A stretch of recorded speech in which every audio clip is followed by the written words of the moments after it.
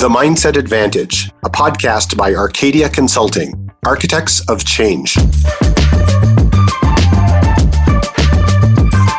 Welcome to the Mindset Advantage podcast. My name is Miranda. I work at Arcadia Consulting, and I'm delighted to share with you today our first episode. Arcadia is a global professional services consultancy, and we specialize in sustainable behavioral and cultural change.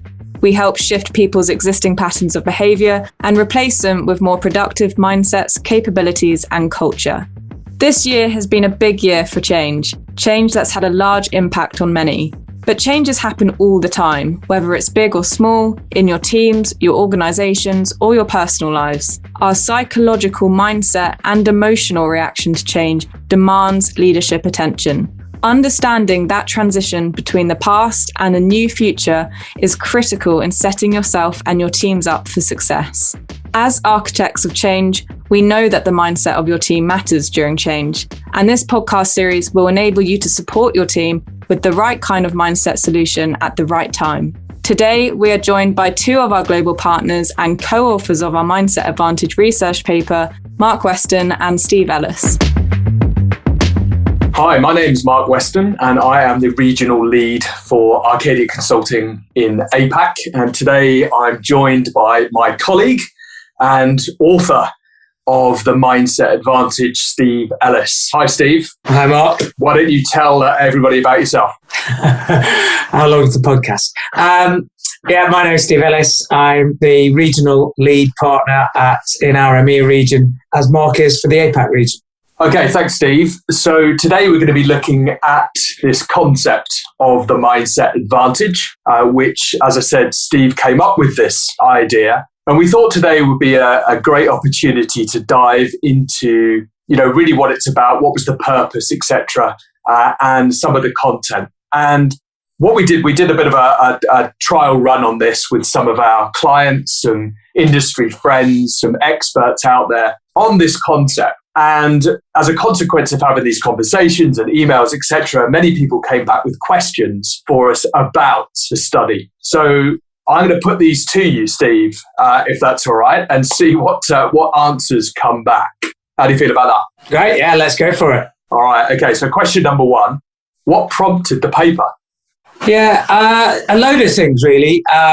Mainly observations of positive intentions that didn't land positively. So there's a couple of personal observations, a couple of business observations. So I'll share with you one, which was to do with my daughter actually was in a relationship, long relationship with her boyfriend. They separated, split up, and almost immediately after that split, one of her friends turned to her and said, "Hey, there's plenty more fish in the sea." And in that moment, she almost broke down crying. And I thought, it's an interesting observation. Positively intentioned sentiment, there's plenty more fish in the sea, which arguably is a sort of, hey, get over it, move on. And I guess in a theoretical sense, it was, hey, have a growth mindset. But she wasn't ready for a growth mindset. She was actually in need of empathy, reassurance, care, love, attention. So a positively intentioned mindset sentence like, hey, there's plenty more fish in the sea, wasn't delivered in a very timely way. And that just struck a chord with me that sort of said, when it comes to anybody experiencing any degree of change, whether it be a loss of a relationship, a loss of a job, a loss of something that they've become familiar with, and that actually there is a response to that. And the people around those people, whether they be family members, friends, or actually leaders in an organization, need to be mindful of how people are responding to that change and choose the most appropriate mindset solution for it.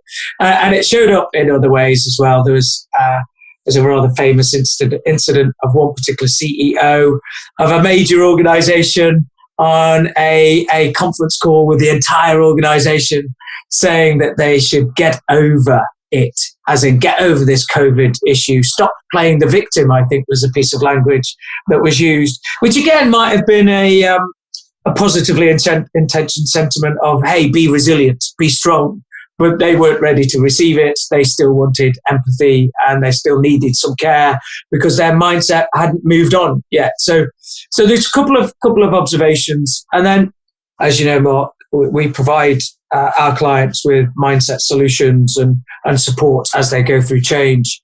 And a lot of clients have been coming to us and coming to me saying, hey, Steve, can you help us out with some resilience training, growth mindset training, or some mental toughness or thrive under pressure kind of training? And it also occurred to me that the marketplace didn't know the difference between those things. And it didn't know what the difference was between a resilience program and a growth mindset program, thrive under pressure program. And I thought it would be useful in the first instance to help the marketplace actually know what the difference was between those different mindset solutions, and then subsequently when to deliver those mindset solutions during the change, right? As it's apparent that positively intentioned mindset solutions delivered at the wrong time certainly didn't help my daughter and certainly didn't help a bunch of employees in response to the CEO's comments. Yeah, nice. I think as well, Steve, where you and I have come from, working in this space over the past 20 years, also just having a resourceful mindset is not the fix-all for everything, right? Yeah, look, it's quite annoying when everybody's positive. Hey, be positive, be resourceful, be strong. But I'm not feeling strong. Yeah, I'm not feeling resourceful. Yeah, and can you help me actually in that journey to be resourceful? So leaders need to appreciate where people are in their response to change and choose their language and choose their mindset solutions accordingly, I guess. Very good. Well, next question is, and this is somebody that actually knows us quite well. So when did you get so passionate about the topic? It's difficult to pinpoint it. I've been passionate about the question, what makes people behave the way they do for 30 years. I was intrigued in human behavior and what drives people to behave the way they do, decades ago. That's grown over the last 30 years in terms of what I understand makes people do the things that they do, everything from social anthropology, behavioral economics, positive psychology, neuroscience.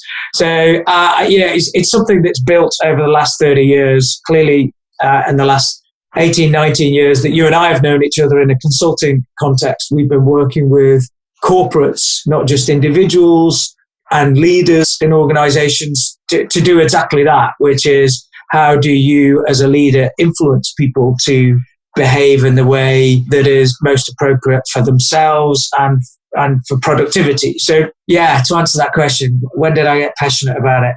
30 years ago. I guess in relation to the mindset advantage, certainly in the last 12 months, that has been dialed up enormously as a result of observing how individuals have responded to COVID, communities have responded to COVID, organizations, governments, nations have responded to COVID, and what has been the mindset of the leaders delivering messages from platforms, and what has been the mindset of individuals receiving that message, and even observing the audience in terms of, hey, we're in the 18 to 25-year-old cohort. How do they respond to the same message as somebody who's in the 70 to 80-year-old cohort? So, I'm an observer of human behavior, have been for 30 years, but I guess that's been dialed up in the last 12 months.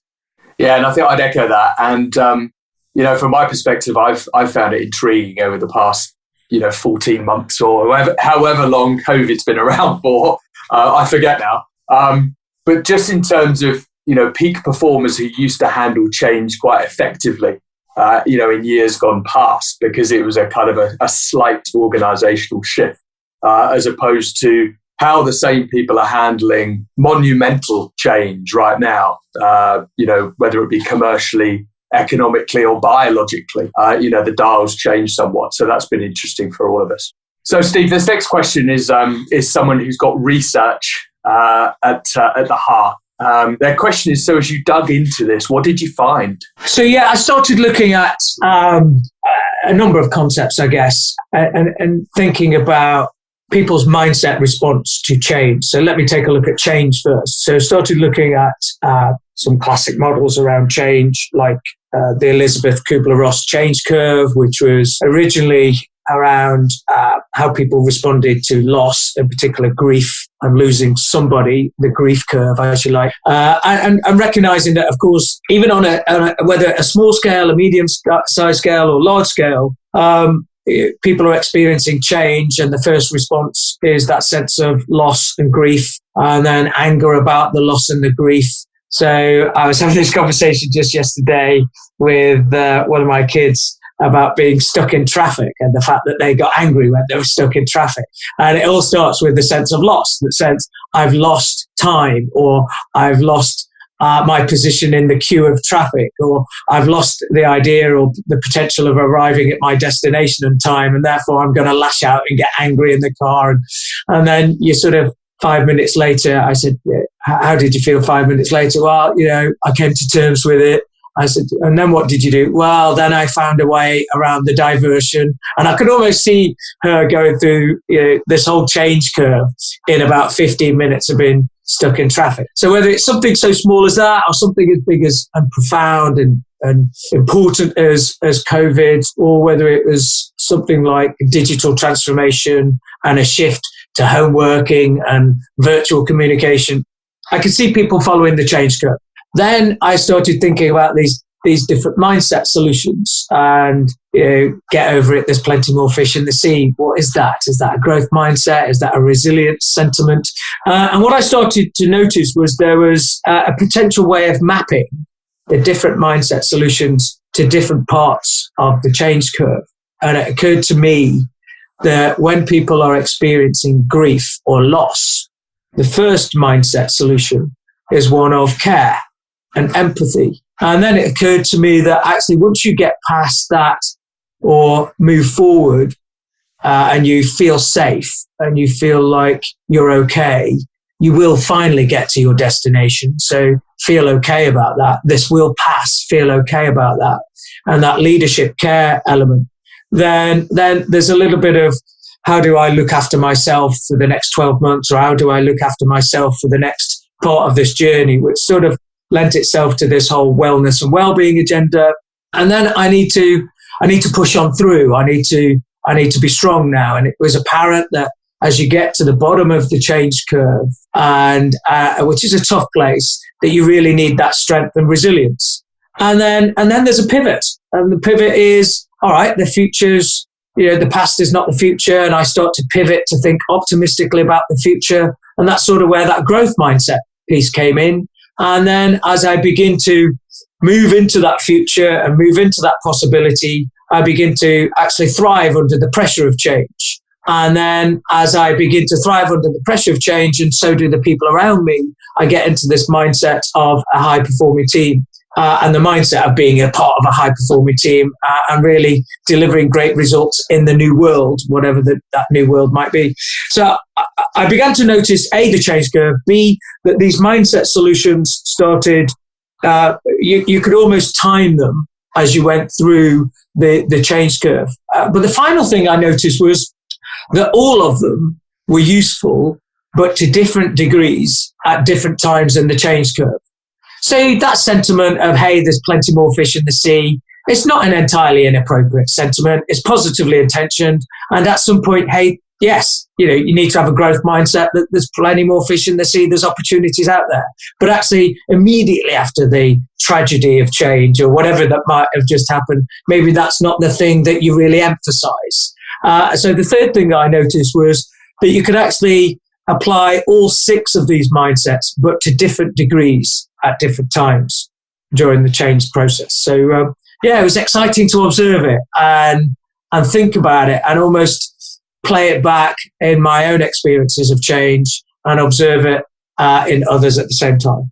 Nice. It's interesting because as soon as you downloaded your thoughts to me and came to me with this and the idea, and naturally it intrigued me straight away. And it switches on that reticular activating system, doesn't it? And that's all you start looking for. And I then started noticing, what was going on with my own clients or, out there in the world. And one of the things that I kind of noticed was when we sort of cross-reference this to live examples, I started to notice that leaders were really selecting a mindset based more on their default or preference rather than the right mindset for the right occasion.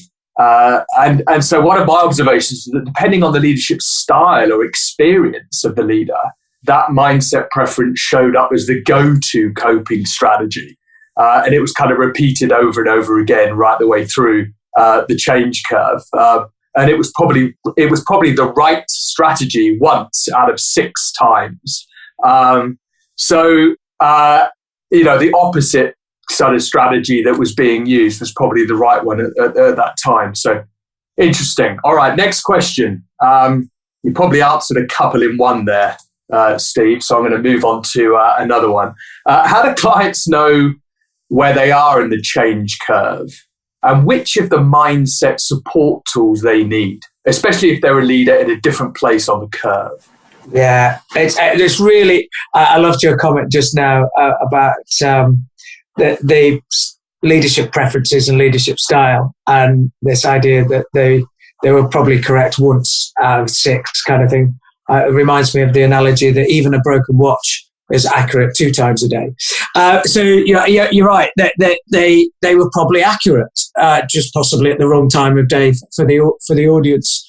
And I agree with you that leaders often default to expressing outwardly to their teams their own mindset, as opposed to actually trying to understand their audience's mindsets and actually choose the right appropriate mindset for the audience and where they're at in the journey.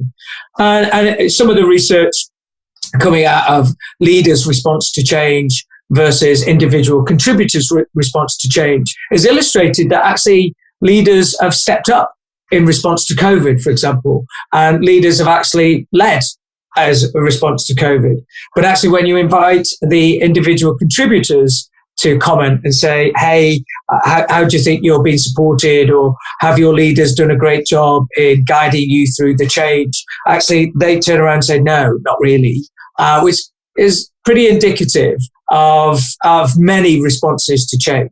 And I'm reminded of a concept called the marathon effect, which is this idea, if anybody's ever ran a marathon or ran a half marathon, especially one of those large scale event marathons, whether it's, the Tokyo Marathon or the Boston Marathon or New York or in my case, the London Marathon, there's like 40,000 people running this race.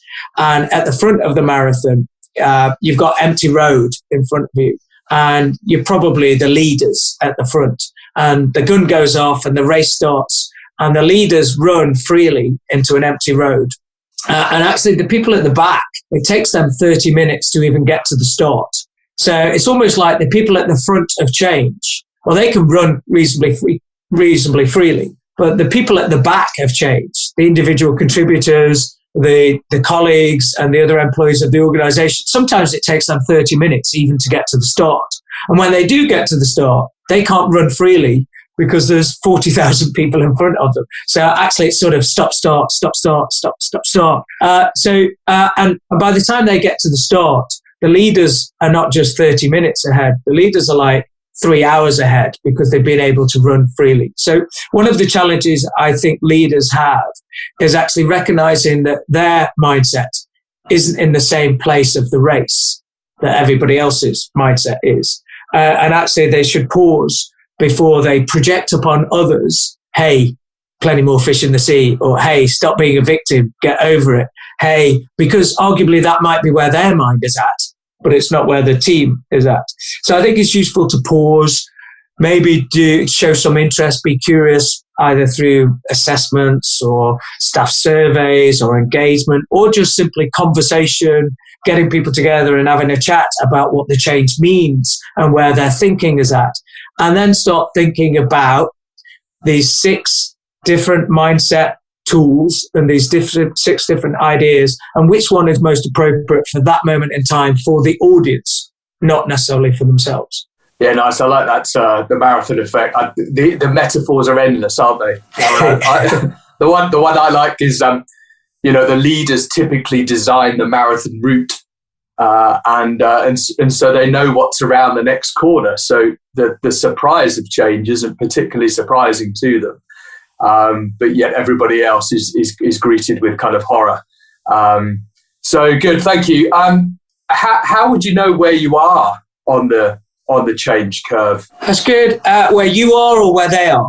So if I'm a client coming to you, and I'm slightly exasperated around how my people are responding, reacting to the change. Yeah. What would you do? How would you come in and find out what would be the next correct strategy to deploy? Yeah, great, really good question. Look, ultimately, it's like a doctor, if you like. How do you know what the disease or being ill at ease when your team are not comfortable, or when the patient isn't comfortable?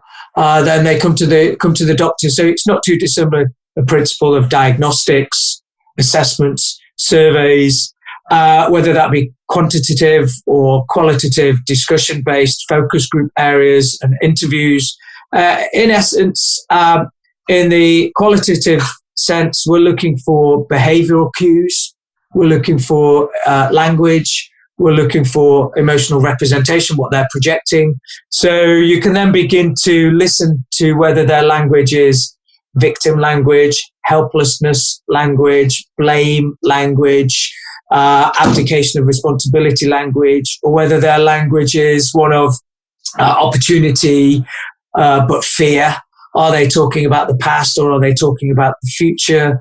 Is it reticence to take action on the new agenda, the way forward, because they're nervous about that? So for us as consultants, we'll do some quantitative diagnostics, assessments, as well as qualitative observations. And that helps us to, both at an individual level and a team level or a collective level, almost plot and map them on the change curve, and therefore provide the best advice, best solutions to the leaders that sort of says, hey, the majority of the team seem to have got through that initial response to change. They're digging in. They seem to be quite resourceful right now. I think the next phase you need to go into is to pivot into a growth mindset and get them excited about the future. Or for some organizations, hey, I know you want to get excited about the future, but actually some people are still struggling and emotionally attached to the past. I think we still need to do a little bit of work on listening and empathizing and showing trust and care and building those relationships. As we know, paying attention, being connected to your team and showing that you care, that's the currency of influence. And you're going to use that influence later when you're taking them forward into the future. Diagnostics, like a doctor, qualitative and quantitative, that helps us to map where they are on the curve and provide the best mindset solution for them. Okay, curveball question for you then, Steve. So I sit on an exec of a major organization, and I come to you and I said, I understand the mindset advantage, Steve, and where I can play Arcadia in with their expertise in these sort of solutions. But I'm sitting on this exco. Talk to me about how critically important or not the alignment of that exco is for the change that's just about to happen, and then the corresponding communication that needs to go out. Wow, there's lots in that question. So first of all, let's address the alignment question. Why is that important? A little bit like my daughter and that whole plenty more fish in the sea piece. I think somebody who's on the receiving end of change, it's useful if both parents and friends are delivering the same message. It helps to build trust. It helps if we are receiving a consistent narrative. So it helps that both parents are saying the same kind of thing to everybody else. So for the executive, whether you're in a group role, IT, or HR or finance, or whether you're in a sales or marketing or operations role, if I'm going through change, it's really helpful that my leaders are saying the same thing and articulating the journey.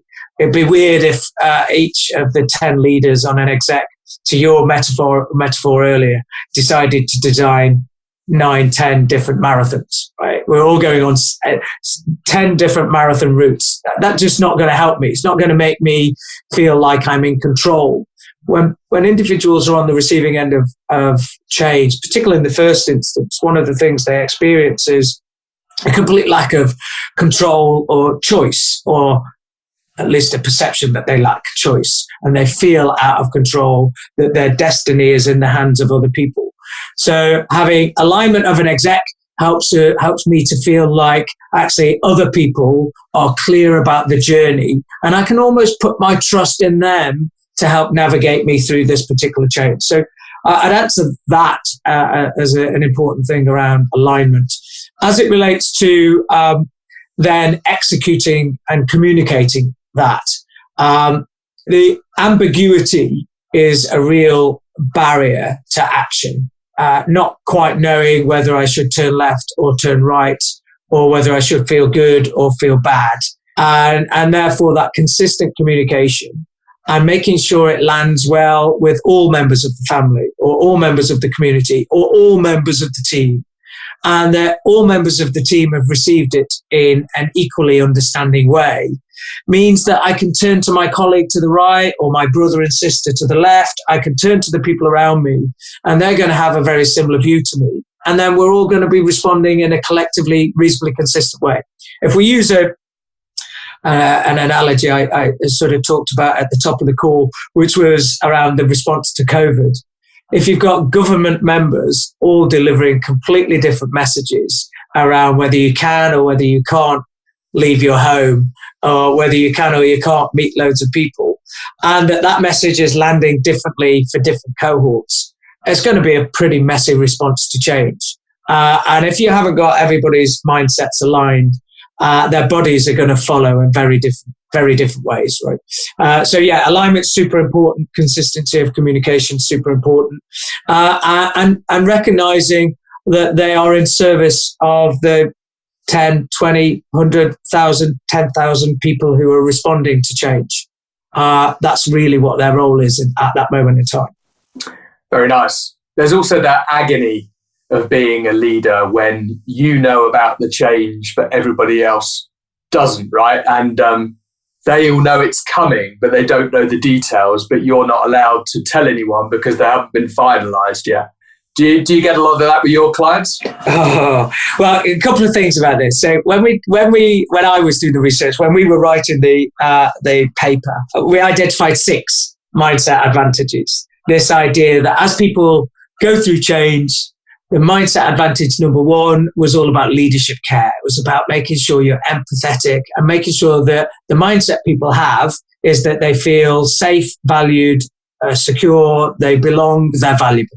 Mindset advantage number 2 was all about well-being and wellness.